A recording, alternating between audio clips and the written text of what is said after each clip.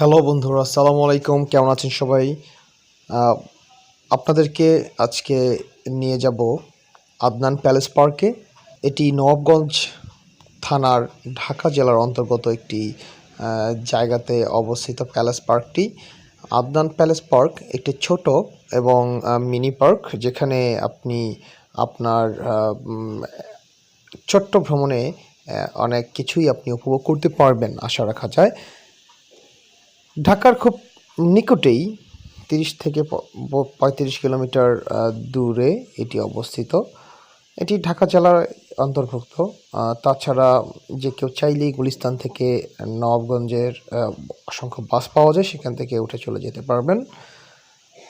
প্রবেশ মূল্য মাত্র ৩০ টাকা এবং এখানে সুন্দর কিছু মনোরম কিছু রাইড রয়েছে শিশুদের জন্য।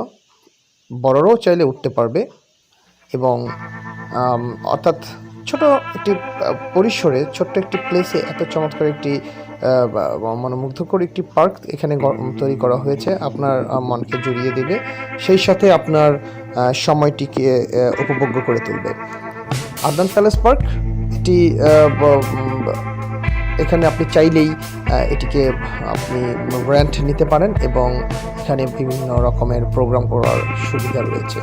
তবে ভিতরের যে ক্যান্টিনটি রয়েছে, সেই ক্যান্টিনটিতে আপনি যখন খাওয়ার জন্য আপনি ধাবিত হবেন, আপনি সেখানে খাবারের মেনুর সাথে সাথে আপনি প্রাইসটিও দেখতে পারবেন। তবে কিছুটা উচ্চ মূল্যে প্রাইস। এখানে আমরা যখন ঘুরতে গিয়েছিলাম, আমরা দেখেছি এখান থেকে আপনি 225 টাকা দিয়ে মুরগির মাংসের সাথে ভাত এবং কিছু সবজি পাবেন, যেটা খুবই এক্সপেন্সিভ আমার কাছে মনে হয়েছে। তাই আমরা সিদ্ধান্ত নিয়েছিলাম নবাবগঞ্জ গিয়ে এখান থেকে 10 মিনিটের মতো সময় লাগে, 10-15 মিনিট সময় লাগবে নবাবগঞ্জ যে প্লেস উপজেলা, সেখানে যেতে আমরা সেখান থেকে আমরা আমাদের খাদ্য সংগ্রহ করার উদ্দেশ্যে গিয়েছিলাম। বাট দুপুরে যে লাঞ্চ করার জন্য সেখানে পর্যাপ্ত ব্যবস্থা রয়েছে। তবে আপনি যদি কাচ্চি বা বিরিয়ানি টাইপের কিছু খেতে চান, তাহলে সেটা পাওয়া খুবই দুষ্কর হয়ে যায়। আর যদি আপনারা কখনো গ্রুপ হয়ে সেখানে যান, তাহলে আপনারা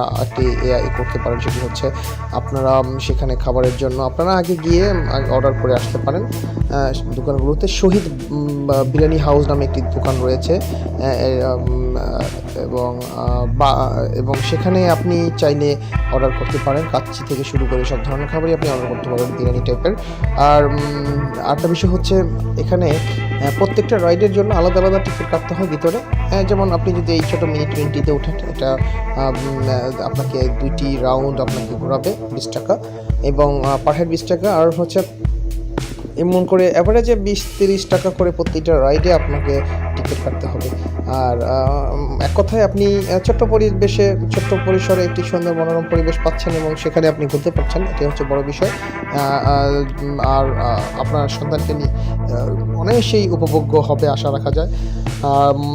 তবে যাতায়াত ব্যবস্থা খুবই ভালো, সেই সাথে জ্যাম মুক্ত একটি পরিবেশে আপনি যেতে পারবেন।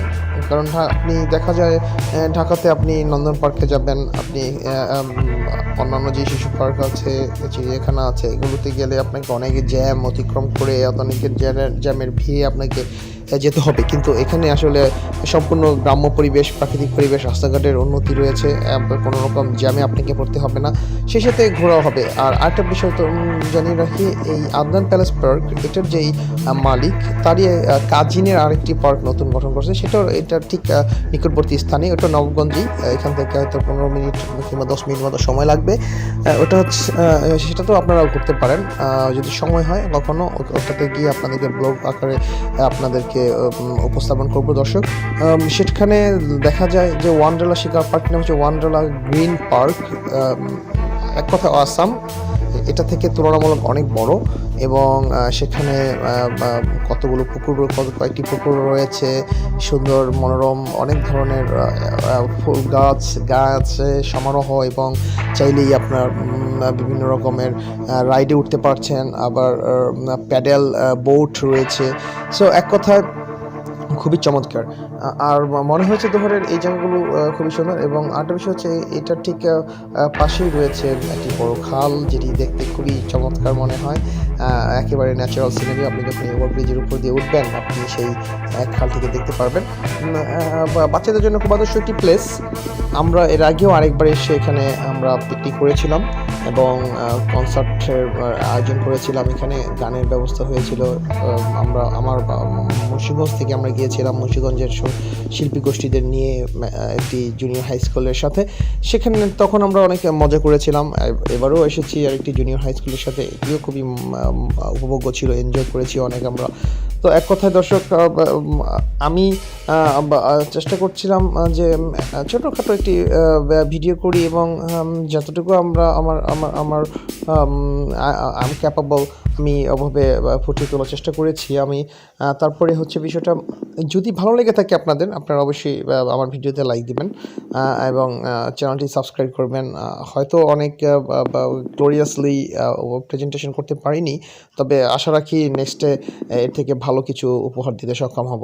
ভালো থাকবেন সবাই, আশা রাখি সুস্থ থাকবেন।